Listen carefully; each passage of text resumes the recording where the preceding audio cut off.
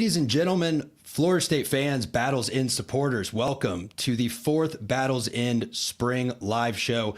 This is our now weekly Q&A where we bring on some of your favorite Florida State players to answer your questions. If y'all have questions for any of our guests tonight, throw them in the chat and we will make sure they get asked. Once again, if it's your first time joining us, we are the Battles End, the NIL collective that supports Florida State football. If you'd like to directly support Florida State athletes and help Florida State be amongst the most competitive in the country, where we deserve to be, join the Battles End at thebattlesend.com. Now, folks, I'm about to bring on my first guest, but before I do, I want to give a quick shout out to someone that's worked really hard to start this project. We've been doing this for a year and a half, and our operations manager, Amanda Yount, just took a pretty incredible job. Great opportunity for her, but tomorrow will be her last day. She's worked tirelessly to build this organization and is going to have a lasting impact on Florida State University's football team. So, Amanda, thank you for all your work. We're looking forward to seeing what you accomplish. And again, folks, you can all have an impact on Florida State football by going to thebattlesend.com. Byron, let's get started. I'm going to bring on Byron Turner and throw questions in the chat. Sit there. We'll adjust it. All right. How you feeling? I feel good. How you doing? Good, man. You guys have practice today or now it's Wednesday? No, it was Wednesday. We just had workouts and meetings. Okay. So you guys got what? One more practice and then we got the spring showcase. Yeah, and then one more practice after the spring showcase. So what's like the mentality going into a spring game? Do y'all approach it like a game in practice? Like, are you doing certain install and stuff, or is it more like just another scrimmage? We look at the spring game like we're coming into it as a game of proofs. We finna do our victory walk and all, trying to simulate a game weekend or something. So, yeah, we really take it on as a game. So, yeah. So as you look back on the spring, you know, what do you think has been the biggest area you've improved on since the start of spring? Definitely my hands and my pass rush. I feel like those two were the things that I came into the spring focusing on, getting better on, and I feel like I improved a whole lot with that. So I looked up the numbers, you know, in your freshman year, 2021, coming out of Louisiana, you played 42 snaps in your first season. Last year you played 204. I mean, that's a huge jump. And I think this year a lot of folks are kind of saying, okay, well, we're losing a lot of talent on the D-line, and there's probably room to take another kind of jump in responsibility. How does that maybe change your approach to this spring, knowing you're taking on an even bigger role next year? It changes my spring entirely.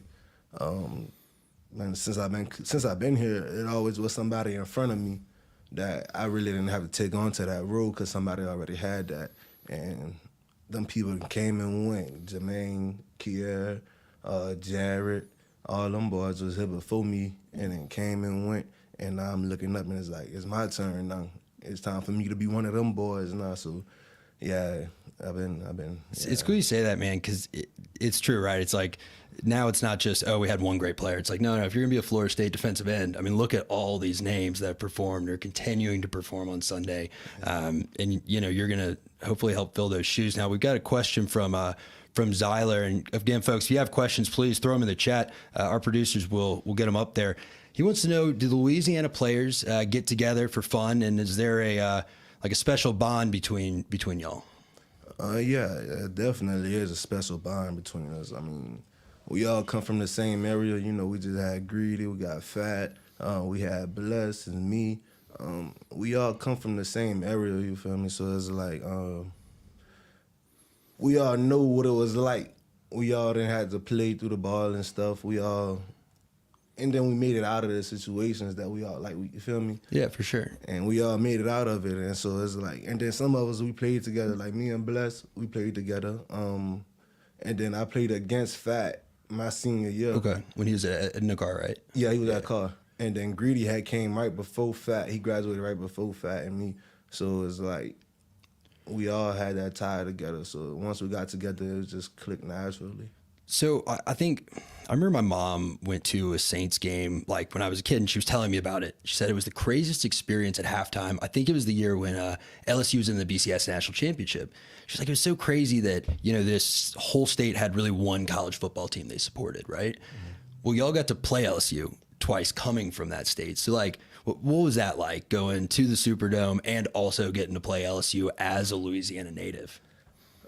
Speaking for myself, it was like, I don't know. I had all kind of feelings and emotions going into it because it's being a home game. Well, first one was the home game, and then it's a home team at that too.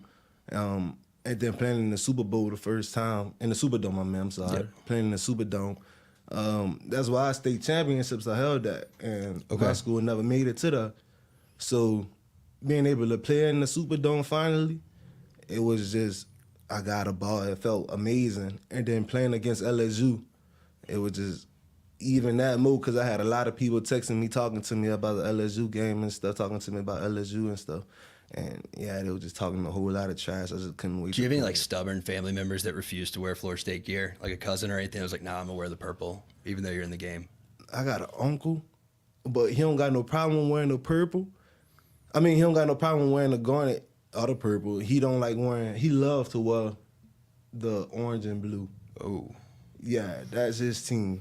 Nobody's family's perfect, folks. Not at all. That's a tough one. But you guys got to beat them too, so that's exciting. But I want to talk about the D line really came alive last year, especially towards the end of the season when it seemed like the people all around the roster were banged up, and there was so much depth on the D line, just one right after the other. And we got a question about what is it like to be in a room that is just so stacked from top to bottom, not just at the edge, but also in the interior.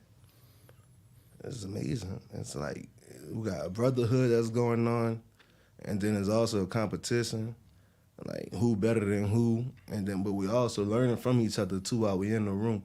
So it is. I don't know. It's just weird, but it's not weird if you in the. It's like yeah. I think someone told me last year that the D line did like your own ab workout after practice every day. Do y'all do anything like that this year? That's like just the D line's thing to. We get together, a couple of us get together and do some ab workouts and stuff after. Gotta look good for the Yeah, gotta get the beach body going still. Got it. Speaking of which, we got a question. Can you talk about the effect Josh Storms has had on your progression as a player, just going through the Built by Storms program for 2 years now? Man, the progression Coach Storms had on me was crazy. I came in weighing 225. I'm 250 now.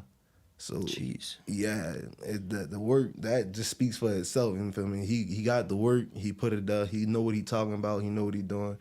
And being able to, because Coach Storms also work out himself, and he posts his workouts in too. So seeing him do that stuff and making us do that stuff is like, it's just a different type of thing that is going on because we seeing him doing it.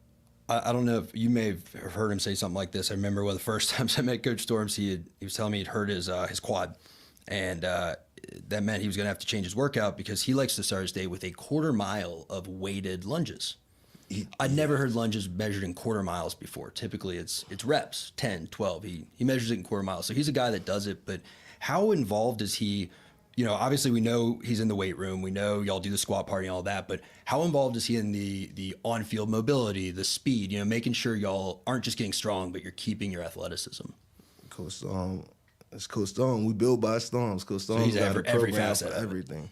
Okay. Whatever it is we need, Coach Storms got it. Is there like a signature Storms workout that makes you better, but just kind of sucks? Like when he says, "Okay, we're about to do this." Like, what's the one thing that makes the horn go, "Oh boy, here we go"?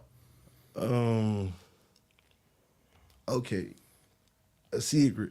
The whole weight room ain't never experienced this, but Coach Storms had a workout that I had whenever I had tore my labrum, and we had to do a thing called like a J squat. It's where the belt hook up to our waist. Oh, and the weight's like below you and on the the weight's floor? below us, yes. And he had like 6 plates on each side for me, and I had to do 4 sets of 20. And every time I stopped between a rep, it didn't count. I had to do that rep over again. So it was like 20 almost at like a walking pace. Yeah, like you had continuously. And that workout, every time I hit J squats, I get the chills, I get spooked. I ain't gonna hold you. But you see it, it's just like a feeling. You're like, oh boy. Yeah. So last question on that, because again, I know we look at Coach Storms and it's just so different than anything else that we've seen. But how much does that level of commitment and competitiveness in the weight room and the off-season program help y'all be mentally ready for spring practice and then doing that again in the off-season, keep you locked in to be ready for fall camp? The way Coach Storms got the weight room set up is like defense on one side, offense on the other side. Okay. And you're looking across at your competition. Oh, so you're watching them get bigger and stronger, the guys you're going to have to go against all fall. We watching them. We sitting right there. We watching. I'm Coach Stormer coming through. He'll be talking trash a little bit, just trying to get it going. You feel me? So, who are you most competitive with on the offensive line? Like who really gets in your ear? All the tackles. Okay. All the tackles. Anyone, I don't know. We cool off the field. They're my dogs. They're my dogs. But they know whenever we stepping on that field, it's time to work. So, like, all that friend stuff go out the door. And we just, Love it, man. Well, it's been awesome to watch you develop again. You know, jumping from 42 snaps as a freshman up to 204, and now being in a position where a lot of guys are moving on to Sunday, and you know, people are looking at you to be one of the next great names wearing garnet and gold at the edge position. So, thanks for coming by. Thanks for taking time with the fans, and yeah, man, we'll get you out of here. For sure, appreciate it. It's kind of in the way. Appreciate you.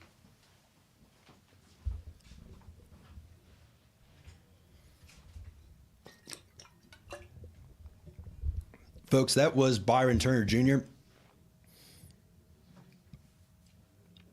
Edge with Florida State. Coming up next, we got Shyheim Brown. Folks, if you want to directly support Florida State athletes, go to thebattlesend.com and become a member. We are the NIL collective that supports Florida State football. I'm going to bring Shyheim in. Shy, come on in, man. What's up, Dude, how you doing? Good. All right. Just sit there. The mic over. How we doing, man? I'm good. I'm good. Almost done with spring. Almost. Then the fall. Well, summer, but then fall coming. Yes, sir. It never stops. Nah. Keep going. 365. You looking forward to the spring game? You got anything in particular that you've been working on this spring that maybe the fans are gonna see for the first time? Some of our celebrations, you know, AZ, Quindarius, some of us, we got some good celebrations for y'all. You know, we get our hands on the ball a couple times. But, you know, it ain't nothing big. I think we just going to go out there and, you know, just try to put on a good showcase for, you know, the fans of Tallahassee and, you know, all the Florida State fans around the world. But, you know, we ain't got nothing special. We just go out there and, you know, put on a show. You guys are always putting on a show. I mean, I love talking to like, you know, if I ask a receiver, hey, what's your touchdown dance? What's the celebration going to be? Like, well, I'll think about it. DBs, it's already picked out. Yeah. Because, you know, we don't really have the opportunity, you know, because the receivers, they get a lot of, you know, chances, you know, show off. So, you know, we be planning ours because, you know, we be in the DB room, like, when we get our chance, we going to do this. So we in the end zone, party in the end zone. So, you know, we real big on that because when we get our chance, you know, we want y'all to feel us as a DB group, you know, as a defense in general. So we have so much that I can talk with you about. And again, folks, if y'all want to ask questions, please throw them in the chat for Shyheim. But, you know, so I won't go back to the Clemson play. It's an amazing play. We have a thing on it. Just the way you called that, the way y'all drew it up, got yourself in the end zone. But last year, you really took a huge jump. You know, I think your NFL passer rating allowed when you were thrown at last year was 10.4. Like, the quarterback could have thrown the ball into the ground and had a better passer rating than throwing at you last year. And that was a huge jump from the year before. And I know people are already saying this year, you're making a similar jump. I mean, what's led to that development? Is it just the mentality? Is it, you know, having Coach Surtain come in? Or talk to us about what's been going on, how you've made those jumps. I just feel like I'm surrounded with, you know, a whole group of great people, great guys, great coaches. It's a big shout out to Coach Surtain and, you know, Coach Adam Fuller, because, you know, they're big on me about me being me, you know, not thinking too much while I'm on the field. You know, I had a big problem on, you know, guessing routes. So when you see me like in what I'm doing on Saturday, it might not look like that Tuesday through Thursday. Right. You know, I might be looking bad in coverage, but, you know, that just set me up for the game week, the game day. So I just give a shout out to Coach Surtain and Coach Adam Fuller, because, you know, they just be on me about being the best I can be, and for Saturdays and for moments that, you know, you or the fans have seen. So I do feel like Coach Surtain and, you know, the other coaches is a big part of, you know, why that passer rate was so low. So more broadly, you know, as a safety, you're kind of the quarterback of the defense in a lot of ways. And, you know, how do you split your time between perfecting your craft, right? The little things, guessing routes, your technique, but also still making sure, you know, you are learning what the whole defense is supposed to be doing. Right. That way you can direct everyone out there. How do you balance all that? I just feel like you just got to take it one step at a time. And I balance it. I got, you know, great players with me. So, you know, quarterback and the defense might not be as hard as you think it is, because, you know, when you have good players on the field with you, you know, your job as a captain or a leader is easy. And I'll probably say one thing I try to focus on when I'm on the field or anything like that is just, my job first and then the other. So, like, if before a play, I'm lining up, okay, what I got to do. Then next is, what else can I give to my teammates to, help them better on this play. And I just feel like some of that or half that come with time, and then, the other half come with preparation. I'm big on film. Like, it could be 1 o'clock on a Saturday or 2 o'clock in the morning on a Saturday. I'm finna turn on Catapult, get some film, and I just think that anything, the little things and anything you can do to get better, you should try to do. So I feel like that's a big part, that preparation, and then the guys around me. So I know we've talked a lot about, what you've learned from the guys who came before you. Jamie Robinson, who's having a great career. Akeem Dent going out this year, and we saw all over Twitter his pro day just kind of lit everything up. And people are like, how was he not at the combine? I told people, I say when I found out Akeem ain't get invited to the combine, that really touched me, because the work he put in and just the type of guy he is, what he's been to me through my career, that really just touched a certain spot. But I was good. God blessed him to go out there and show off his abilities at pro day. So hopefully that opened people's eyes. A lot of people in the wear eyes of what King can do. So that really touched me when my dog ain't get invited to that combine. I mean, he made the most of his pro day, man. And well, let me ask. So how was that? The guy who's been kind of a leader to you your whole time here, looking up to you, and then you're in a situation where maybe you gotta say something to him, encourage him, be like, look, man, you're going to show your talents. Pro day's coming. Like, was that kind of a cool moment to get to be there with him? Of course. I remember the first time I seen him, he came back to practice. Him, Jada, Doodle, they was out there. And I just was like, you ready? It was like, I think a week or like the week of pro day. He was like, yeah, I just been working on my craft. I just told him, just go out there and be you, man. We together every day. I done played beside him for probably 20-plus games, so I know what he can do. I'm in the meeting room with him. He a very smart athlete, athletic, fast. So I just told him, just go out there, rep by rep, just take your time with stuff. And he did it, and he put on the show. So it was a cool moment. Even with Jamie, when Jamie came back, the year before last, it was just a good moment. Just seeing the guys you played with, being able to go out and show that God-given ability, and then maybe having a chance to take it to the next level. It's always a good moment. Yeah, man. It's again, what y'all built as a secondary room, the guys who are leaving, the guys who y'all are restocking. We got a question from someone from the 247 board, Noel Effin Way. Folks, if y'all want to ask questions, please throw them in the chat. They'll get them up there. How high are your expectations for the secondary this year?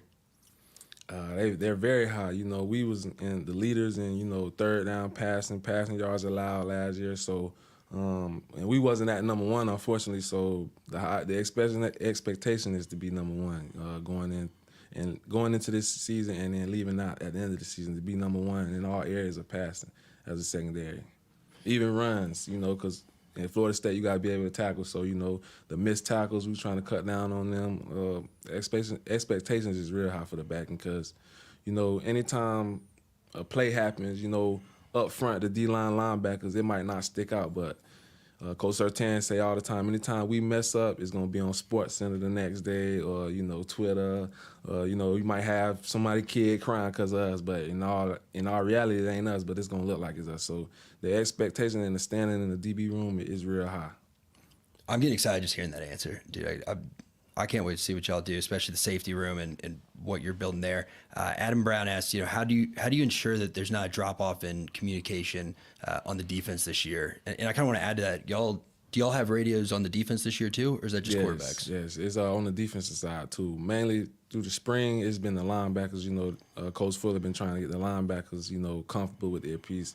And I think maybe me and Vontae and maybe Conrad are sooner or later get an earpiece, but what was the question? What do you ask? So how with that kind of being a new element, like how do y'all make sure that there's not a communication drop off with now a play's trying to come in, then they're trying to relay it to you? Okay, because just the preparation, like I said, the preparation. Tuesday through Thursday, we working on. We got the microphone in practice. We got cameras on our helmet. Just the preparation, and. Our motto, our stand-up as a defense and even as a team is, if you out there on the field, you a starter. So it don't matter if you a freshman, 6th year, it's your 2nd year. When you out there on the field, you expected to perform at a high level. So I feel like Monday through Thursday in practice, sets us up for the good communication and the good execution. Dude, we're having an event this Friday.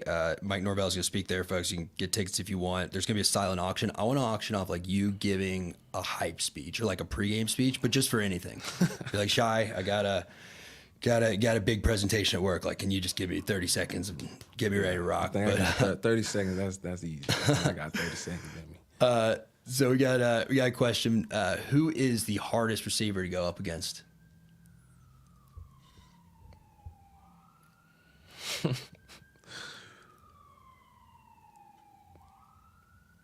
That's crazy. I play safety, so I got a good, I guard a little bit of all of them at certain points in practice.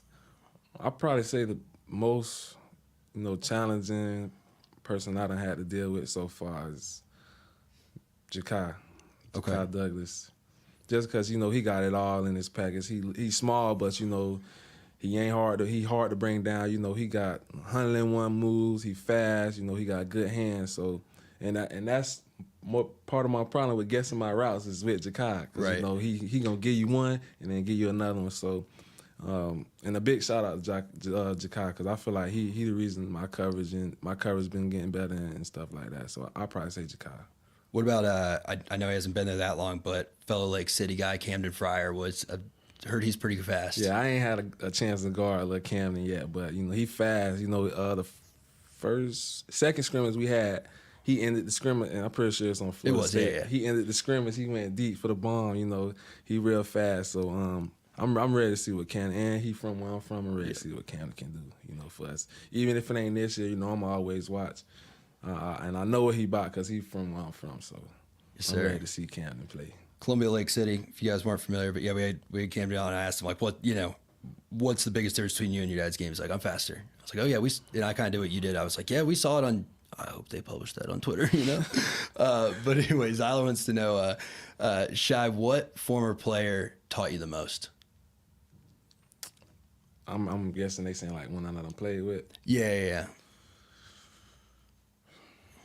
I say Kier Thomas, not even even a football standpoint, but a life standpoint.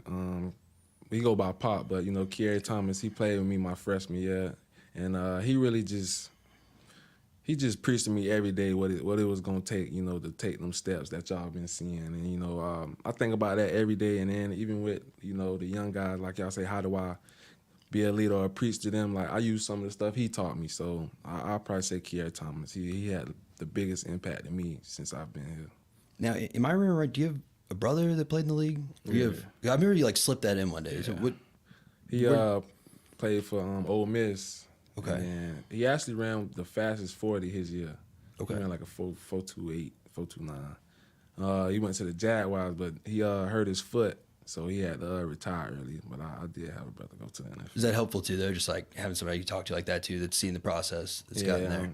That's real easy because, and as a brother, they're not going to sugarcoat it. So, that's real important having like an asset like that. Zach Ainge asks, Shy, who's the best trash talker on the team and why is it you?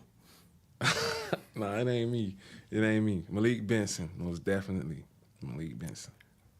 Okay, well, yeah, I got to see that exchange. You two don't stop yelling at each other. Nah, we don't. Y'all were That's going. my boy, though. I love him to death. That's my boy. But me and Malik, we go at it all the time. But he when you athletic like that and when you talented like that, I don't expect nothing else. But it's definitely Malik Benson. People think it's me. I don't know where they get that from, but it's definitely Malik Benson. Yeah, I don't know where they get that from either.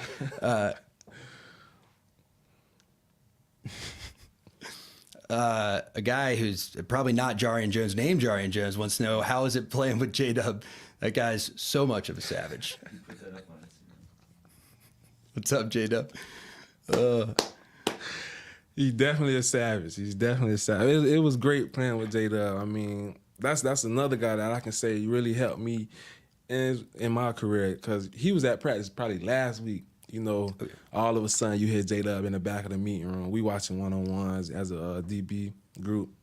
And I'm like, I look down, I'm like, I'm on my heels, I'm off balance. And, he just gave me a few pointers right then and there. He in the back of the room, I can read lips, so you know he talking to me. So, you know, anytime you have a guy like that on the field with you, real smart, athletic guy like that, you know, it's always great. And he a real ball hawk, you know. I'm pretty sure that's probably him. So he probably looking at this laughing like, yeah. But you know, it was great playing with J-Dub. That's my guy. He's gonna be my guy forever. Yeah, man, we're gonna miss him a lot. And but again, just another example of what last year's team was all about. You know, last year's team was a lot of guys who, you know, had gone through really tough times, whether it be COVID, transferring, maybe. And half of us went through all that together. So that's why all that was special. And you feel the same energy from this team, even though we ain't went through as much together. And we've been together 6 months, but you know, it ain't nothing.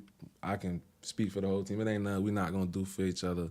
So that relationship is just gonna roll over. And with the people that came in, you know, they getting a sense of, you know, how we do things and how family oriented we in. Even like if on weekends, if we going out, you know, don't stay home. Come out with the team. Come out with us. You know, we all here together. You know, we be with each other every day. So you know, might as well. So it's just gonna try to keep that going. You know what J-Dub and all us had. Just gonna try to keep it going. And it's cool just to hear like guys from every position room talk about that. You know, like I talked to a couple offensive linemen last week, and yeah, I remember like T-Ferg was saying before he even got on campus, guys were hitting him up. He's like, first day, it wasn't an option. It's like, yo, we're going to get something to eat. Yeah, like, let's go hang out together, make sure the team's building those bonds. But this is kind of an individual question. Walk us through the feeling of blocking that extra point against LSU. That's a play that's going to just, you know, live forever in Florida State minds, not just, man, because of what it was in that moment, winning in the Superdome, but, you know, it feels like that was almost, that win kind of defined which, you know, this upward trajectory. So what did that feel like being the guy that did it? It felt good. Actually, during the moment, I didn't know what to feel. I didn't know what to do, what type of celebration to do. All I knew was we just won the game, but it felt good knowing that I could do that for my team. But I knew, you know, at the moment, it just ain't take me, because if I was the only one on the field, you know, the kick wouldn't have got blocked. So just to do that for my teammates, you know, and spark the energy for the team. You know, I ain't a real big about me guy, so, but, you know, the guys always tell me, you know what you did for us, you know what you sparked for us. So anytime I can, you know, help my team or, you know, put myself in a position to make a play, I try to do that. So without repeating that one, because, you know, just what is what's your favorite moment or play on the field that you've been a part of? All of them. All of them. You can't just pick out one. It's all just part of the journey, right? Like, you've gotten to see this team, you know, hit the e-brake, drift around, do a 180, and kind of ascend back to the top. I'll probably say one moment my freshman year when we beat North Carolina. Like, what we was going through as a team during that time, and to win that game and, like, to see all the joy on everybody's faces, like, that's one that's a moment that's up there. Jeez, it's crazy that I think I'd probably speak for a lot of fans here when I say, like, it's crazy that was one career. I mean, that feels like so long ago. Yeah. And I remember I was watching that game. I'm a horrible friend. I was at someone's wedding, and I was like watching it on the phone, you know, because I mean, weddings in the fall. Come on. I remember Jordan ran that first touchdown in, and you just saw the smile on his face. And it's like, as a fan, at least, we hadn't seen him look like that on the field, and we're like, okay, and we starting to see it. Our thing was we had it. We just ain't know, and it was just a lot of doubt in the team. But after that, we started putting it together, and then you could just see it. You could just see it forming. And then from that moment on, I knew it. I knew what was going to happen. What's your last one for you, man? What's your biggest, like, motivating factor going into this year? I know some guys say, oh, it's a screenshot of a national championship trophy on my phone. Like, what's the thing that you're thinking every day while we're going through the summer period getting ready for fall camp? I got a family to feed. I got a lot of people looking up to me, and then looking for me to do stuff, like my mom and stuff like that. So, and I'm a big faith man. So, you know, I pray every day before I wake up, before I go to sleep, before I get on the field. So I just think, knowing that God got me, and then I got people that need me, that just drives me every day. That wake up, even if I ain't feeling good, tired, sick. I don't like what's going on or something, that just drives me every day. Knowing that it ain't just me in the world, I got people that depend on me. It's always awesome to talk to you, man, just again, because you are your mindset even we're talking about a play where you block a kick and it's this huge play, it's all about my teammates, you know, and just how that if it was like tennis, or baseball or Yeah. Like golf, then you can say, yeah, I mean, but, I play a team sport. So, but it's a great mentality, man, and it's so cool to see just how the team has grown into that. And we're gonna talk to AZ in just a second, and I'm sure he'll say a lot of the same stuff. So I'll let you get out of here, man. Thanks for stopping by and talking to the fans tonight. Appreciate you. Thanks, man. Hey Zizzle. Hey Zizzle. Folks, that was safety Shyheim Brown. We're going to bring AZ Thomas on in just a sec. This is the Battle's End live spring show. If you've got questions for Azareye'h Thomas, please throw them in the chat. They'll get popped up on the screen, and we will ask them. Folks, the spring showcase is this weekend. We have a great slate of events. Friday night at the Moon in Tallahassee, we've got Mike Norvell as a keynote speaker for our event. Y'all can find tickets for that in the YouTube description. Saturday, we've got our Fan Fest where you can meet current Florida State players, get autographs, all that at Bowden's in College Town. Again, you can get tickets for that in the description. AZ, let's come on in, man. Let's do it. How you doing? Okay, how about you? Good, man. Good. Yes, sir. Let's see if I can get that there. All right. Almost there. Almost done with spring. Almost. Then it's time for summer. Yep. Summer workouts. Yes, sir. Getting right back to it. Yep. Grind don't stop. So I kind of have asked a version of this question for everyone, but y'all right now are kind of where you knew you could be a year ago, right? When y'all were like, look, we know we've got it. We know we can go 13-0, and we know that we're not going to stop at this year because we've got guys waiting in the wings that are going to reload. So I think for y'all, it's kind of like, well, yeah, of course we are. We've been doing the work, but try to put yourself in the fans' shoes, and we're seeing this all from the outside. And what are some of the biggest things that y'all have maybe changed or at least tweaked to go from a team 2 years ago that was struggling to 13-0 now, headed into a season with so much expectation? Most of like I always say, and there's one thing I'm always try to preach to my boys is like, last year is last year, this year is this year. So like the minor little tweaks and changes that we need is really just the mindset. Like we can't have the same mindset as last year because last year's team was last year's team. So if we come in this year and be even more hungry, because now everybody wants to, hunt us. Like, so now everybody say, okay, Florida State the big dog now, so that's the team that we got to knock off.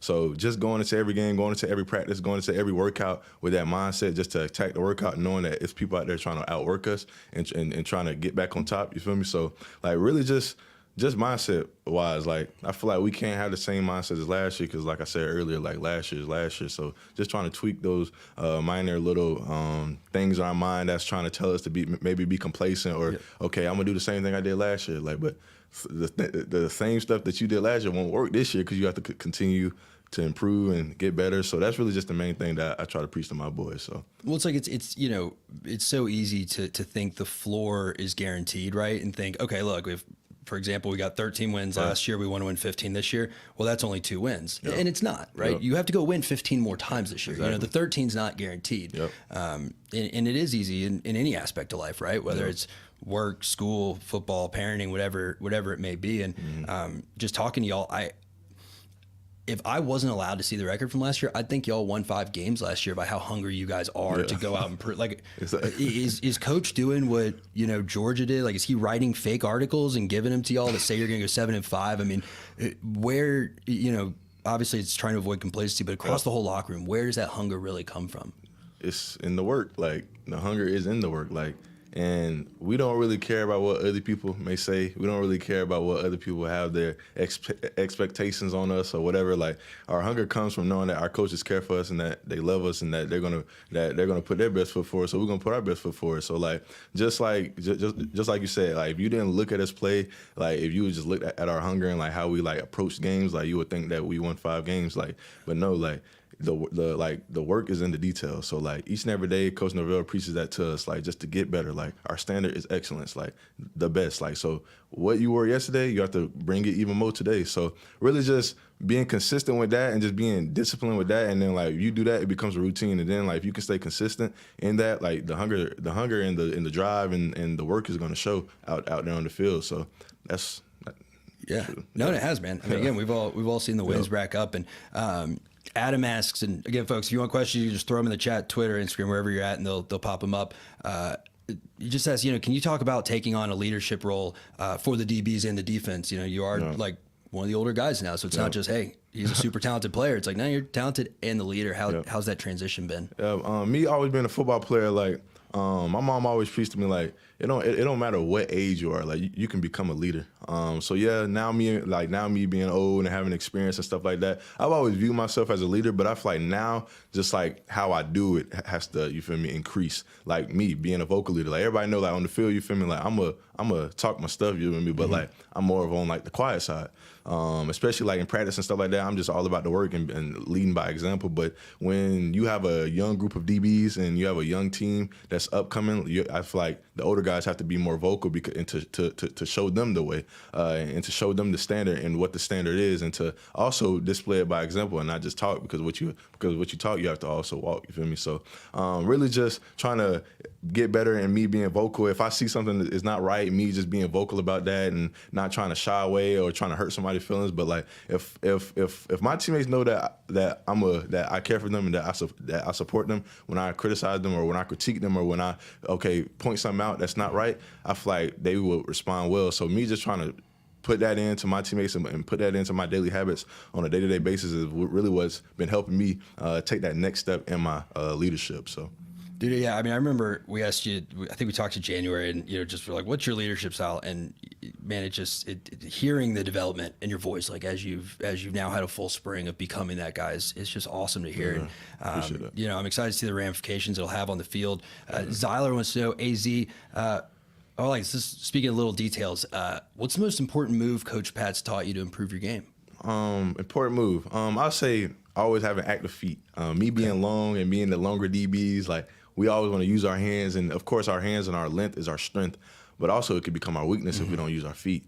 So really him just like, even in the meeting room with everybody in there, he'd be like, okay, it's all right, this wasn't good enough. Okay, it's all right. Even in like say one play, if I don't run to the ball, like, he's going, okay, it's all right, this is not good enough. And me knowing that, me being already hard on myself, I'm like, okay, if I can have a coach that pushes me as hard as I'm hard on myself, I know that I will be successful in this game. So him just teach me about, but I feel like that's the main aspect of my game, especially with longer corners and longer DBs. Just not having dead feet at the line, and just moving them and just trying to use the strengths to the best of our ability. I'm gonna take a quick guess and say, being 6'2" with ridiculously long arms, really strong. In high school, you could kind of get away with maybe just grabbing a guy with your arms. Exactly. But, who was the first receiver at FSU that made you go, oh, I'm not in high school anymore? Like, whether he just knocked your hands off and ran away, or that really made you go, man, okay, now this ain't the same thing.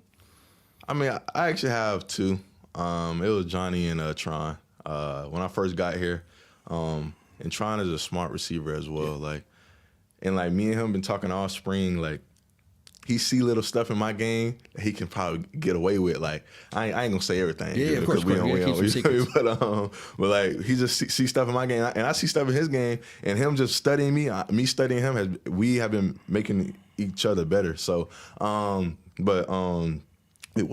Like, who was the first receiver that made you go, different my fault. I kind of forgot. I say a lot of words, so sometimes you gotta. But yeah, Tron and Johnny. But yeah, like I said, me coming in like straight out of high school, like me, I was so used to nobody completing a pass on me, like, right? Because I was that dominant in high school, not to ride my own horse, but I was that dominant in high school to where it was just rare that you saw that. So like me coming into college and. It was just weird. Like, people kept, like, I ain't gonna say everybody was just catching the ball in me here and there, but I'm just saying, like, it's gonna happen. Like, you playing DB, like just like you was recruited here, they was recruited here too. So just playing against other great players. But so yeah, I'll say Tron and Johnny for sure. So I'm from Tallahassee, so I can ask this: is it like? It's probably a harder adjustment for us North Florida guys too, right? Because when you're playing North Florida, like, you aren't playing against a bunch of other 4 or 5 stars right down the road in Miami. Yeah. All right, so we got one more. Sorry, guys. Can we make the questions a little bigger? Is there a way to expand the font? Sorry. What's your mindset coming into the season, knowing how big of a role you'll play physically on the defense? My mindset coming into the season is really like I always say in the past interviews I done had, is really just working on my that really is what I'm working on, is like my mindset. I know like Coach Storms is going to get me right in the weight room. I know Coach Norvell is going to get me right on the field and stuff like that, and Coach Sertain and Coach Fuller. But one thing that I feel like is slept on and is underrated in this game is the mind. If you don't have the mind, like, you won't be great. Like, and I'm gonna forever live by that, because like, you can have all the talent in the world, but if you're mentally weak here, like, you won't be great. So like, I just try to work on my mind and my body and just try to apply and be disciplined in that. And I know that if I could take care of my mind and just like go out there and not think about anything and just know that my confidence comes from my work, and I can go out there and just play free, play fast, play smart, play physical, and to finish, I know that I like, it will put me in the best position to be successful. So your answer is really my mindset. Yeah, no, I love it. That's all I got for you. And that's probably, I mean, I'd imagine, look, you've been an athlete your whole life. I got to think the mindset's probably the biggest jump from high school to college, right? Yeah. So we got a super chat here, folks. You can do that if y'all want to throw tips in the chat. Jumps the question right up and directly supports Florida State players. Nothing but love for you, AZ. Can't wait to see you show out. What's your favorite and awesome? Kev, I can't read that on the yellow. I'm sorry, team. We got a little technical difficulty. Just yell at me, Kev. What's it say? Favorite PBU or huge hit? Oh, okay. What's your favorite play you made? Favorite PBU or a huge hit? My favorite PBU. My favorite PBU. I don't know really. I'll probably say like the ACC championship game. I think it was third. Yeah, it was third down. They ran a comeback. That was just big in the game, knowing that we have to make as many stops as possible going into that game, and knowing that what was in our hands and what was in front of us going into that game. So I feel like that was probably one of my biggest PBUs and major hit. I would say the same game, Louisville, when I had made the running back fumble from Louisville, because I was in zone. I was actually in zone coverage, and I came down and. So I just feel like that displayed my ability. So yeah. What's a better feeling, a big hit or a big PBU? A big hit. Yeah. Now if your question was interception, then of course I'll say interception. Right. But that was too, I mean, but I'm grateful for PBUs, but I want to get my hands on the ball too. So you got I know Shy said he's been working on his. What's your celebration if you get in the end zone like Kalen DeLoach last year? I can't. You feel me? Me and Shy actually got something cooking up. So. Feel me? Y'all just gonna have to wait. Maybe spring game will pop it out, but I don't know. Maybe might have to wait till the season comes. So okay, I can't say too much right now. I just love it. Yeah. Look, y'all talk about the details. You preach the details, and everything down to the touchdown celebration is ready to go. And look, last year you also 3 defensive touchdowns, right? You had maybe or 2. J-Dub's pick 6. You had Kalen. I feel like there was one more in there somewhere. But y'all got to be ready. I mean, this is a defense that, is going to be stingy, is going to go out there. But one thing that we've heard a ton out of practice is Coach saying this is the fastest team he's ever coached. Talk to the fans a little bit about that. Like, what does that mean to you? I mean, let's just take that comment what it is and See, I've been new. Like, it was I would be lying if I knew it was the first day. Okay. The first week of, like, winter workouts, like, we do speed work. The first week, I'm just looking around. I'm just like, I'm watching people run. I'm just like, hold on now, I know my eyes isn't deceiving me now. Like, you didn't get slower. Like, everybody else is moving. Of course, I got bigger, stronger, and faster too. But it's different when you actually looking and you're looking around, seeing your teammates but we are fast. In my mind. So when it came to spring and then people, the media started to come and see, it was no surprise to me that everybody was saying, dang, this team is fast. But I've been saying since the first week of winter, we're faster than last year. Yeah. And I know that we're going to be bigger. And I know that we're going to be stronger leading up to fall. But just focus on the speed aspect. I could tell a big difference from last year. And I feel like this year it will be very dangerous. So how validating is it to see what happened at the combine? Because I'm thinking back and this is really the first year you've been in college we've had a combine class that big. So how validating is it when you see J-Dub go out there and run a 4.38 and you're like, well,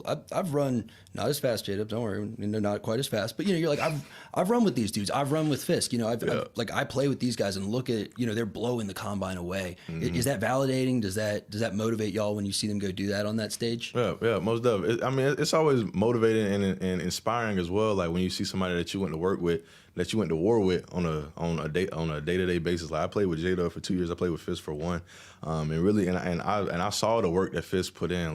A lot of people don't know, but y'all don't know what really went on on a day-to-day basis. Like he was in the training room every day, like all day, like 24 hours throughout the day. Like I'm not even kidding. Every time I go in the training room, Fisk was in there. Like he was probably getting done with something. So it's like just like watching that, and Fisk has played a major part in how I approach the training room this year as well. I've always taken care of my body, but like just the mindset and the intent of doing, you feel me? So has changed. I just tweaked a couple of stuff that I've noticed Fisk do as well. But just watching them shine at the combine, like it was, like I said, like with our speed, like it was no surprise to me because like I see the work that these guys put in on a day-to-day basis, like, and I see all J-Dub had to overcome and push through. And so like when they actually put their talents and their abilities on display for everybody to watch, like I said, like it proves like this past season was no fluke. Like the work is in the details, like and work works, and that's just something I will always believe in. And you feel me? Now, last one before we bring Fentrell in here,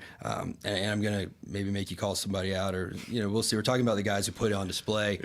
Who's a young guy like a freshman or someone that maybe people haven't seen put it on display that you think people are going to be real excited to see playing this year? I'll say, well, I actually have a bunch, but since you asked, I'm gonna answer your question. Good. But one, I'll say Charles Lester.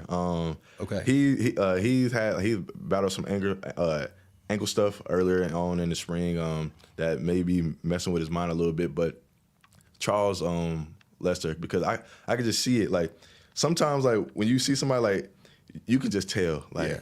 They're gonna be one of the ones, just like how he pay attention in meetings and stuff like that. And hopefully, like when the spring game comes, like he will show his ability and talents there. But I feel like that's one person that not everybody's talking about enough. But so to answer your question, I'll say Charles. So I just want to share a Charles story. Oh, I think that's your brother. Are you faster? Yeah, it is. Are you faster than your brother? You faster than your brother? Yes, I'm faster than him. GPS numbers would say that? Yes. Okay. I'm just saying, it's all on GPS now. Yes. Such a big fan. No, man, I was just say Charles, I think, had been here like 3 weeks, and he hosted a youth day in Sarasota where he's from. And Kevin and I got to go with him. And, man, it was just cool to see a guy that age already thinking, like, how can I get back to people? Yeah. And just, my mom's from there. They live down there now. So going down there and just getting to see how much his community loves him. And I'm with you, man. So many great freshmen on this roster, but I'm excited to see what he does. Excited to see what you do and the whole team. So thanks for coming by tonight, man. Thanks for sharing some time with the fans. And we'll let you get out of here. Appreciate you, my man. Appreciate y'all. Yeah, we'll catch you my man. Thanks. All right, folks, that was defensive back Azareye'h Thomas. Up next, we've got Fentrell Cypress, will be our last guest for the evening. This is the Battles End Spring Show. If y'all want to directly support Florida State football players, go to thebattlesend.com and become a member today. What's up, man?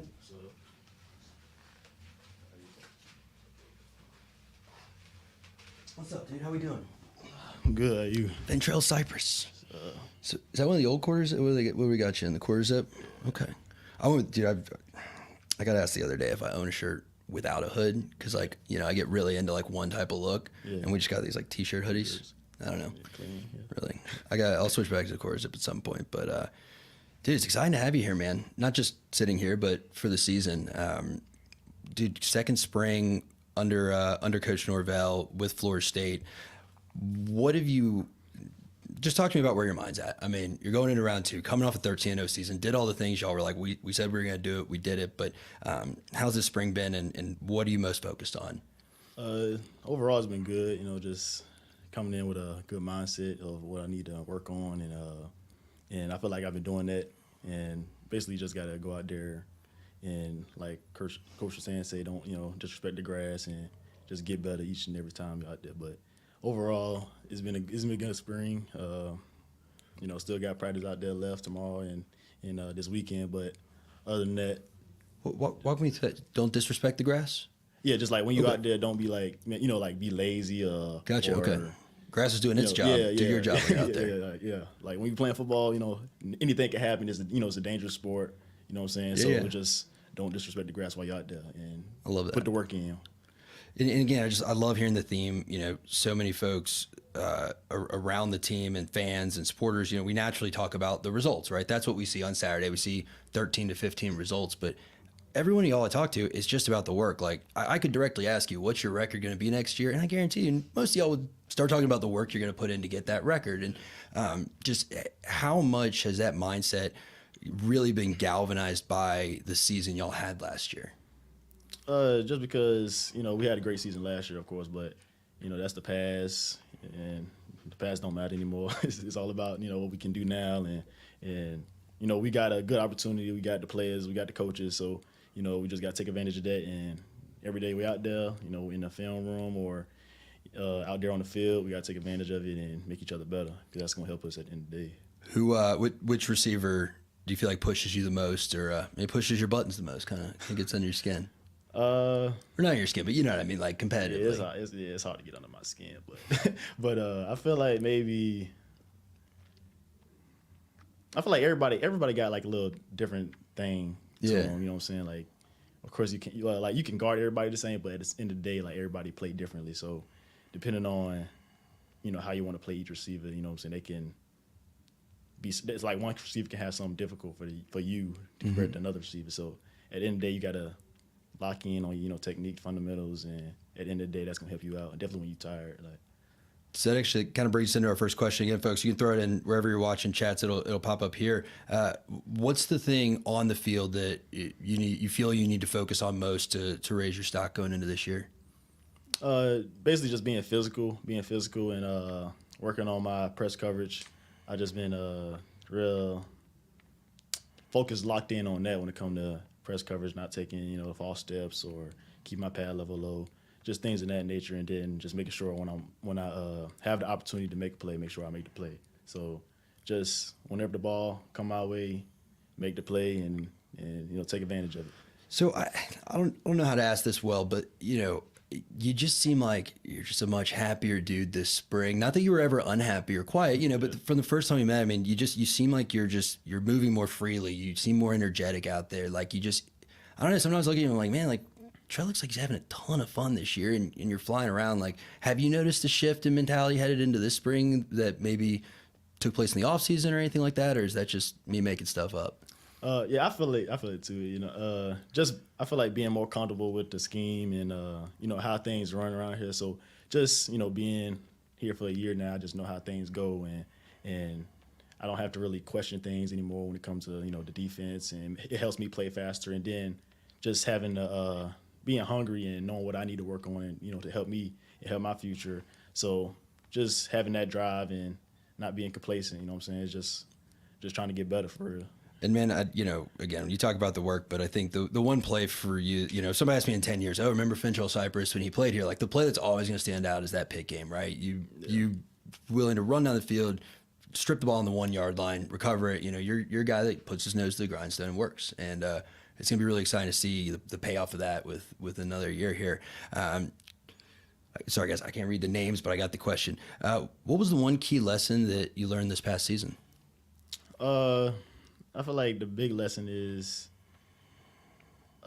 just always have a good mindset. You know what I'm saying? Don't even if something bad happen or it don't go your way sometimes. Just you always got to be confident in yourself and believe in your God-given ability, because at the end of the day, it's going. That's how you got there. You gotta understand that you're on the field for a reason. You know what I'm saying? God put you here for a reason. So when you get the opportunity and can make a play, go ahead and do it. Sorry, Kev. You're crushing it. Oh, that's right, LT. I didn't forget about LT. LT's next. I didn't say you were last. Sorry. How helpful is it, though, having a coach like Coach Surtain who's done it at the highest levels, And I imagine he's gone through a lot of ups and downs in his career, right? And he's probably had days where, maybe he doubted himself and worked his way through it. Like, just how helpful is it, not just learning technique and scheme from a guy like that, but having someone like that to talk you through the mentality and the grind of day to day? Yeah, just from, him playing the position and stuff.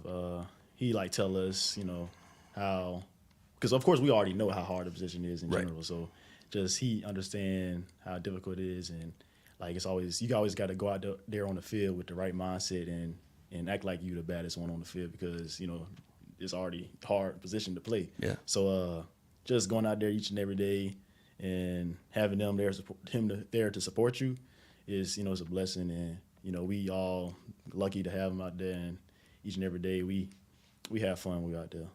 Oh yeah. Who do you talk the most trash with in your room, like in the DB room, like when y'all are working out? Who pushes you, motivates you that way? I feel like sometimes I either talk trash. Well, it's like a couple of them. I talk trash to Shy, definitely if you drop the ball. AZ, when any of us drop a ball, we could have a pick or something like that. I'm talking trash to them because we all like know if you drop picks, that ain't gonna get you paid. So we heavy on that, just trying to create takeaways. Y'all do the like mission takeaway. Yes. Have you ever thought about making one that's like mission almost takeaway? When someone drops it, just like DM that to them. Yeah, but at the same time, they ain't gonna get you paid. So Be like, you almost had it. You're close. Yeah, you still made the play. But Which freshman receiver is the hardest to go up against? I don't even think I went against the freshman receiver yet. So, but maybe I feel like one that's talented is I know that Jalen Brown. He is one of the fast guys. So From LSU, right? Yeah. Yeah, he's got track speed. Yeah. So you got to put your hands on him definitely if you going against him. But yeah, if you don't, he gonna fly past you. Who, look, coming out of the receiver room last year, obviously it's Keon and Johnny. We had a lot of weapons, but those were the two big names. People go, okay, how are we going to replace that? Who were a couple guys that you think fans will be most maybe surprised or excited to see stepping up this year in that room? Malik. Okay. Of course, Tron. He been here for a while. He been doing big things. So it's a bunch of guys. Deuce. He been making plays this spring. We're gonna have a overall just good group. That's everybody. They gonna get the ball. It's not gonna be just one person or two people. Everybody gonna be able to make plays, even when it comes to the tight ends as well. So Z Chan, thank you for the super chat. I saw Malik get a big one on you last week in practice. How often does that happen? I don't think he means literally on you. How often is Malik breaking off big ones, and how much fun is the back and forth between the offense and the defense? Because y'all are battling. It seems like every other day one of y'all's doing something where like, oh, defense clearly won the day, and then offense will come out with a big play in action. Like, oh wait, here we are. Yeah, it's just each and every day we out there competing. So, and when it comes to times that if you don't win a rep, we always telling like good rep or good coverage or work on this, work on that, so to help each other. And because of course we see what somebody else should do better at, and when it comes to that, being on the field like that, it's gonna help you and help the team and help your actual performance for real. So I think with Malik, one of the days I was at practice, I thought he was part of the play because he was just so close, just yelling at everyone. He talks a lot, and it's hilarious, and he keeps it going. How much fun is it when you get like a PBU or you shut one down to kind of just like get to throw it right back at him? Is that pretty satisfying? Yeah, it's fun. Definitely because he like to celebrate a lot. Definitely if you make a play. So when you make a play on him, you just sometimes we just look at him to see if he gonna celebrate or not. But yeah, it's fun overall. It's all love at the end of the day. But yeah, it's fun. Going out there and seeing how guys react when somebody make a play on you. What does that say about the culture of the team that like a guy like that who's been here, 2.5 months is already so comfortable with the team that he's like it's like he's been here 3 or 4 years and he's just willing to go out there and be free and loose, talk trash, do all that? Well, yeah, just because we, as a team, we like a family for real. So it's just being comfortable with each other and showing that the coaches and players care for one another. And at the end of the day, we all here for the same reason. We trying to get better and help the team grow and win. So Zyler asked Fentrell, what do you enjoy doing in your free time away from football? I like watching TV. I just watch TV or I'm looking at videos of cars or something like that. Like You a car guy? Yeah, I like cars for real. But yeah, that's the main two things. Watching TV, looking at cars, spending time with family. What kind of car are you like into? Like actual like Formula One race cars or more like street cars? Yeah, more like street cars for real. Okay. What's your favorite? It's hard to say the favorite. I have a favorite car because there's a lot of good cars out there. But I guess right now I'm liking the Corvettes for real. Dude, those are those are. I have a friend. Anyway, I should never should have drove it. And I'm like, now that's all you think about when you drive one of those things. They're insane. So who do you feel you most emulate or take after in your game from the league? One of the main players I like to look up to is Jair Alexander. It's kind of the same body type, and I just like the way he play. He fast, physical, kind of, same body type as me. And when I see that, it shows that, I can do the same thing he do, or I can take, things from his game that, he do. So when I see that, just help me improve my game overall. For sure, man. So last one for you, and then we'll get LT in here. Do you have a particular, whether it's a screenshot of the national championship trophy or a Bible verse or anything, like a particular thing that you look at, you're going to look at constantly and focus on to keep yourself motivated through this off season until you get to fall camp? I feel like I just have something in my head for real. Like personally, it's just me, like knowing why I came back another year and just knowing what I have to prove for real. So just knowing what I had to prove, and then having, making the choice each and every day what I'm going to do to get there is, what's motivating me.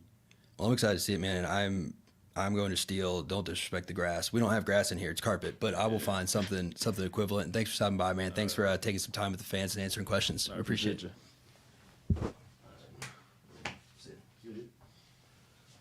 All right, folks, that was Fentrell, Cypress. We've got Lawrance Toafili, running back, coming up next. Again, this is the Battle's End. We are the collective for Florida State football. If you want to directly support Florida State football players, go to thebattlesend.com. We got the spring showcase this weekend. We've got a great slate of events. Not only do you get to see guys like LT running all over the field, but Friday night before the game, we have an event at the Moon. Coach Norvell will be the keynote speaker there. It's the guy himself. I mean, you're going to learn a lot more about football from him than you are from me, I promise. We got a silent auction. We're going to have all kinds of crazy items. Saw one today. It was the assigned game ball from Mike Martin Sr.'s 1,000th win. All kinds of cool stuff that we'll be getting online for y'all. So check that out. But most importantly, man, we got Lawrance Toafili here running back. Man, it is exciting to have an offensive guy in here now. I've been talking a lot of defense, so now I'm ready to kind of hear like y'all's side of the story. Almost definitely. Yeah, man, they just told us like they're way better. No, I'm just kidding. So I wanted to talk about your development both this spring and as a running back. I think fairly or unfairly, when you first came out, people thought, okay, Lawrance Toafili is a really fast guy, kind of, I don't know if gadget, I don't mean that in a bad way, but that was always kind of it. He can't catch it out of the backfield, get him out wide. And, last year we really saw you develop into, okay, running between the tackles, kind of doing every carry you're asked of, and, pass protecting and all that. So what have you focused on this spring specifically to develop into more of a well-rounded back? And just overall, I guess, in your time here, what do you think you've improved the most at?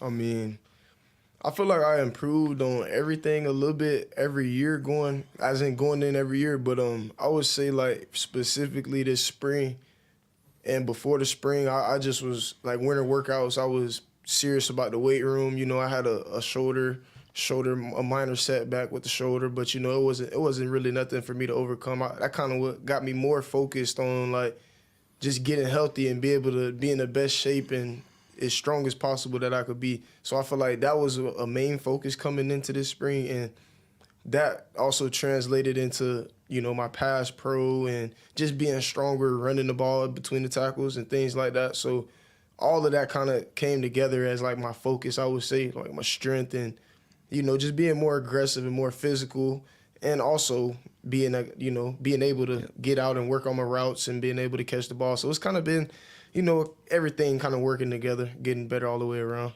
So I'm sure we'll get some questions about it.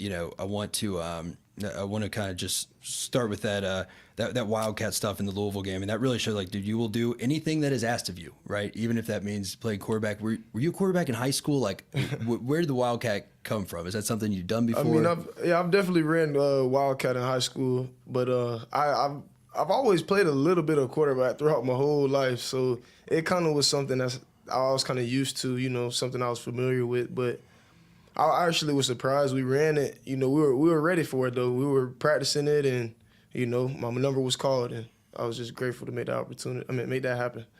How just you're getting ready for that all week, and it's like, all right, like you said, your number's called, you get to make it happen. But just what was the feeling like going from where you were your freshman year, where it was like you could kind of start to see the sunlight, but it felt like y'all were just not really near the mountaintop yet, to holding up that ACC trophy with your teammates, and just what was that like looking back on your time here? It just like everybody says, man, the work works. You know, like it literally showed what we improved as a team every year. Like, you know, everybody has individual goals, but as a team and as a coaching staff, like as a Florida State, you know what I'm saying, as a collectively, we just came and got better each year, like all around. So that just showed for itself. You know what I'm saying? Every year was progress, and we took a step up. Even with new guys coming in, we set that culture to the point where you come in, you gotta, you know, this is how we do things, this is how we operate. So you gotta get in where you fit in, and you know, we all collectively went for one mission, and that's what we're trying to do again this year. You know what I'm saying? We're trying to build that up, and y'all got to hold up the ACC trophy, and hopefully this year it's a much bigger trophy. Did I say that right, Kev? Is that Taze Fungus? It's quite the name. So you're the leader, one of the leaders now in the running back room with Benson gone. How has it been taking on that role? I mean, it's definitely different for me, just because being here with my, you know, this is like my 5th year being here, so 4 years being here. I wasn't really much of a vocal guy. You know, I'm just trying to contribute however I can to help the team win. That's always my main focus. So kind of transitioning into making sure I pull guys along with me and, you know, make sure I'm checking in on my teammates, being that guy to hold us to that standard. That it was a big step, and I feel like it helped me just grow as a player and as a person in general. You know what I mean? So it means a lot to me, just taking that leadership role. It means a lot. It's just been kind of cool to see the growth. You know, how do you, maybe this isn't even something you think about, but just how important is it though to balance like being your version of that leader, right? Like not trying to be Trey, not trying to say, oh, I'm the next Trey, but just trying to be who LT is when he's the leader. Is that something you consciously think about, or is that something that happens naturally, or what's that like? I kind of feel like it's something that kind of happens naturally, because it's like the way I lead is more of a lead by example. You know what I mean? I don't talk too much, but being in the role that I am now, I feel like we don't have many vocal leaders. So I want to step up and, you know, be that for the team as well. But just all around, like coming together and, you know, us leading it together like that, the room is. I don't know, man. I can't. Like, hey. It's a fun room. Yeah, no, definitely. I'm just very grateful, man. I'm grateful for this opportunity, and I'm grateful for the guys I get to do it with. Yeah, and we're excited to see what's gelled you. I mean, again, seeing you is amazing. I can't wait for folks to see like Jalen Lucas popping off. I mean, he's so fast. It's terrifying. But Z-Chan with the super chat, we appreciate it, man. Again, folks, feel free to throw your questions, whether you're Instagram, Twitter, YouTube, we'll throw them up there. He wants to know which position group has improved the most since last year. I mean, it's kind of hard to say. Like, we could say we got new guys everywhere, you know, but throughout the spring, it's kind of hard to say, because I feel like as an offense, we're still gelling, we're still coming together, and we're still trying to see who fits where. I guess you could say, but yeah, that's a hard question to answer. I mean, everybody collectively, we're pushing to a high standard, so I would just say every room is getting better, just by the experience that we've had, and, you know, the things that we've learned through our experiences. We're able to pass that knowledge down to the younger guys, and anybody that's, you know, coming in that's new or, you know, jumping on the bus with us.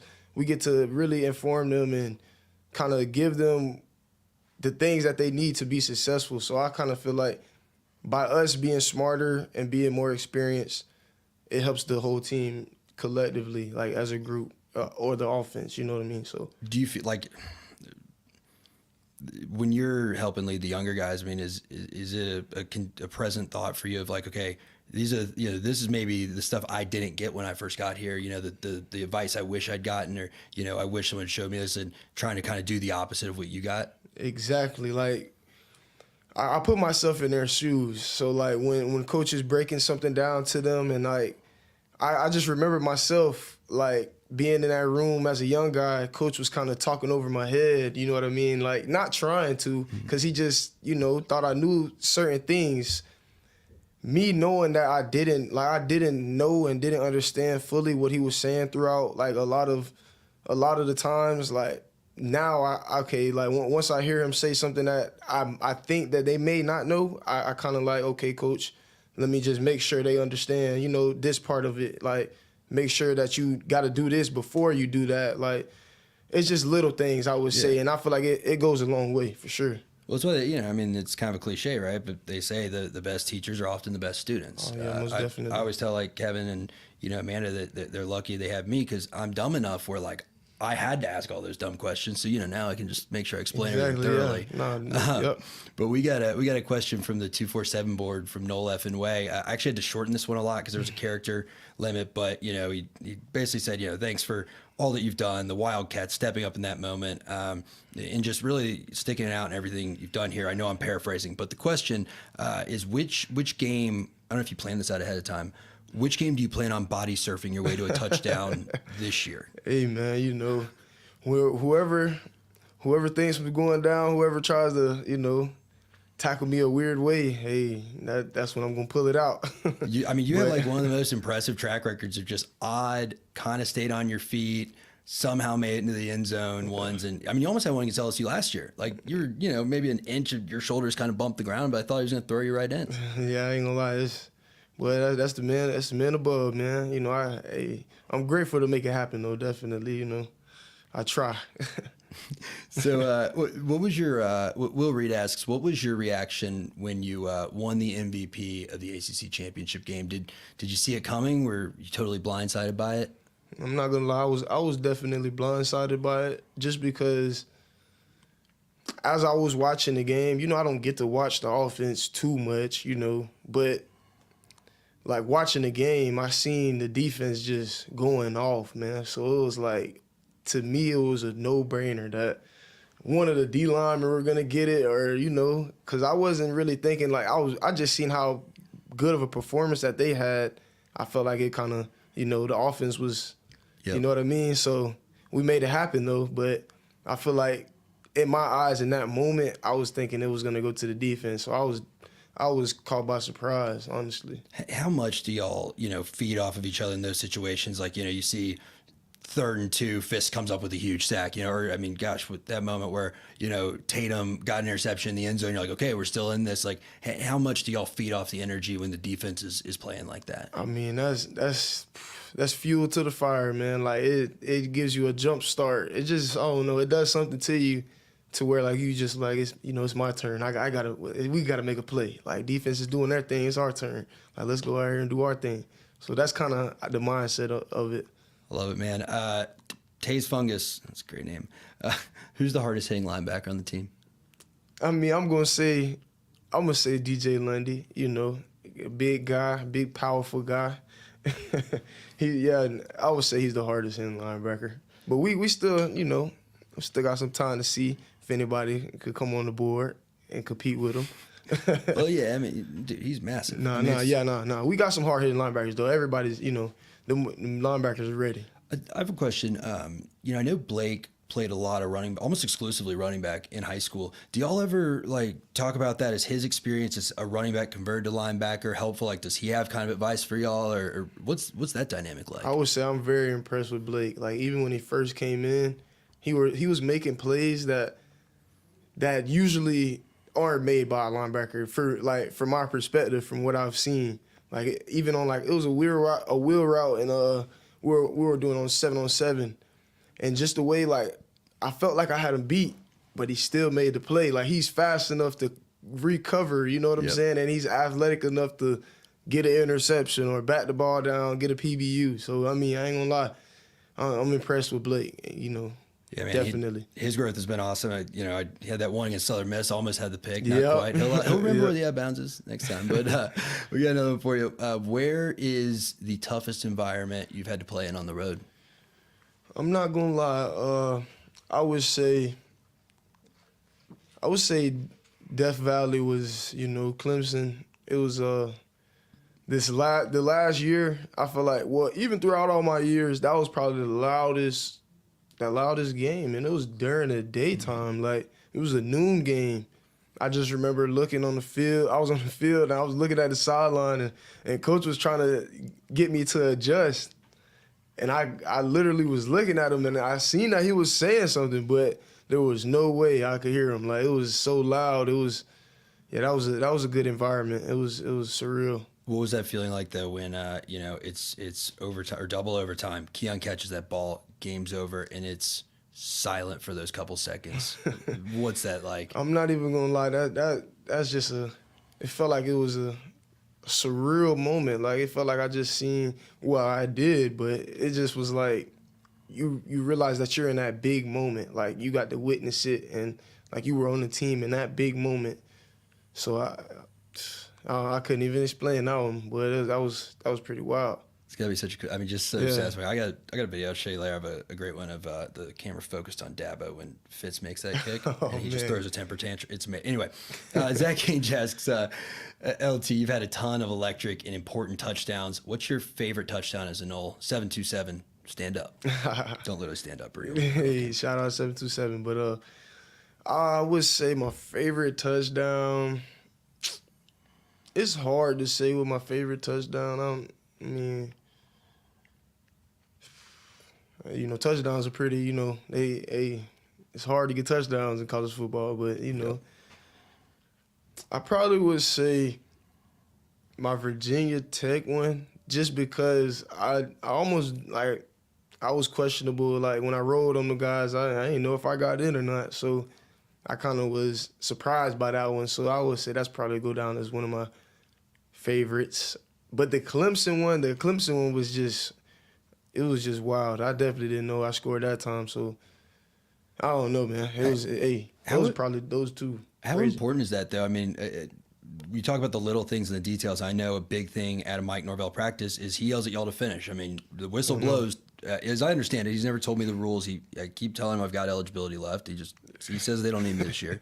But it seems like, you know, once you get wrapped up, the whistle blows. But he's yelling finish. You know, run to the end zone every time. Like, how much does that play into plays like that where, you know, you may have been down, but your brain tells you run through the end zone? That, I feel like that's when it pays off. You know, that finish, the way that we finish is what paid off on those awkward plays, or, you know what I'm saying, those plays that I made that little roll over a guy and extra extend or tiptoe in.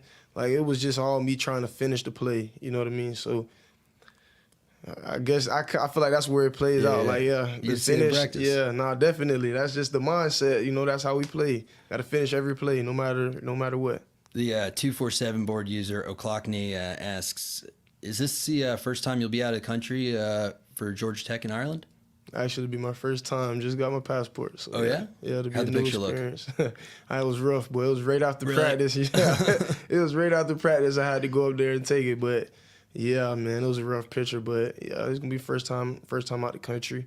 New experience. Should be pretty cool, though. That's exciting. I'm excited. Yeah, I'm excited. Ireland's all, I mean, we'll be there, but it's one of, I've been there once, and it's incredible. Actually, kind of reads question. So, you know, we were talking about your Polynesian heritage, and this is the first year we've had Polynesian or Polys on the team, really. I was talking to DJU about it, and, you know, like on the East Coast of the United States, that's not really a group that's super well represented. How cool has that been to have, like, you know, you, DJ, Sione, obviously Derek Ray. Yeah.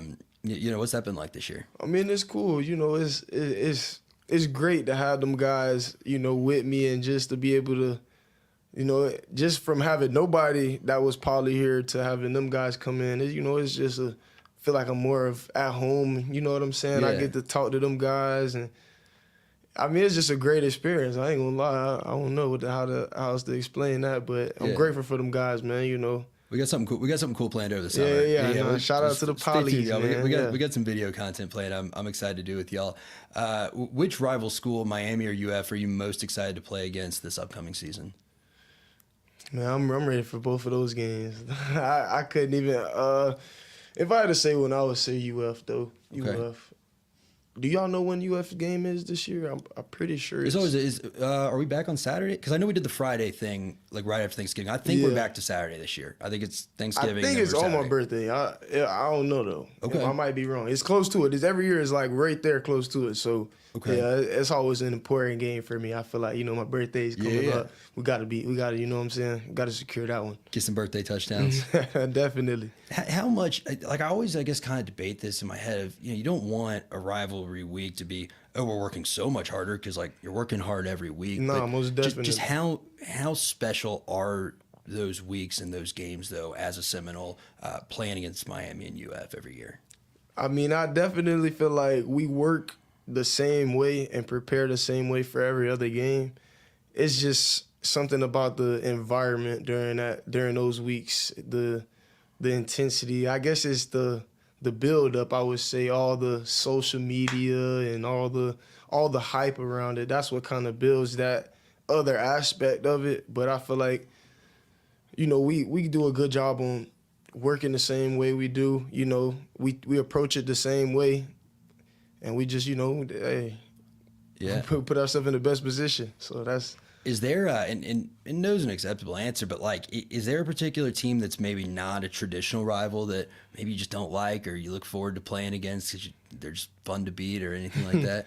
I ain't gonna lie. I would say Clemson. Okay. Clemson's that game, and we didn't play them last year, but I felt like to me UNC was always that game too, and we Yeah. get to play them this year. So, you I see know, that. glad I did play them boys. It's NC State for me, and Oh man, I'm never I would say them too. never going there again. I went there in 2012 when the 17-16 game happened, and I went last year. It was my fault. I apologize. But man, something about that team is just it's tough. Hey, we got to get over the hump. You know, we're taking steps every year. So hey, put in man. that work. It's going. You know, it's going to happen. It's going to fall through. So, you know, last one, just focusing back on the spring showcase. What do you think, or maybe not even the spring game, but maybe it's in the fall, but what about this team do you think is going to surprise fans the most, that people that haven't seen practice every day? Or even maybe just stand out the most? Yeah, the thing I would say is I feel like the team is very mature. Like I feel like it's gonna show up in the game. I don't know if people would really notice it. I mean, I guess you would notice it. You know, I feel like we're gonna play really, really disciplined, and we're gonna be like a smart football team. You know what I mean? I feel like that's important things to have on a good football team, to be disciplined and to play smart football. I feel like those are two main things that are like we do at a high level. So. I mean, you guys, like you said, you have a lot of guys who've been in this system for so long. You're bringing in a lot of talented guys, but you're getting them all up to speed. And you know, sorry, one follow up to that, like how different has it been at the running back position with the radio communication able to come in now? Is that kind of a weird wrinkle? I guess not a ton changes for y'all maybe, but like, what's that been like? I mean, it's different because we're actually, you know, we get in the huddle and we get like. Before, we're usually like lining up, freelancing, you know, looking at the signal and things like that. But now we're in the huddle. It's just wild to see huddles in college football. Yeah, you know what I'm saying? Especially for us, like 4 years without a huddle, and we're just throwing in the huddle. So like, you know, it's just a little different. But it's I feel like it's not too much for us. It's not too much anything that's really different. We kind of go through our same little process. Cool, man. Well, hey, look, I appreciate you coming by. Appreciate you taking some time to talk to the fans, answer questions. Folks, again, this was the Battles in Spring live Q&A. We're the NIL collective that supports Florida State players. Spring games this weekend. Go to our website. We have a whole host of events for y'all. You can see Mike Norvell speak. You can meet all the players like LT here. And, of course, you can watch the Spring Showcase where I've been told there will be no tug of war like there was 2 states over. So that's all I got, folks. Again, thanks for stopping by. I'm Max, and this was the Battles in Spring live show.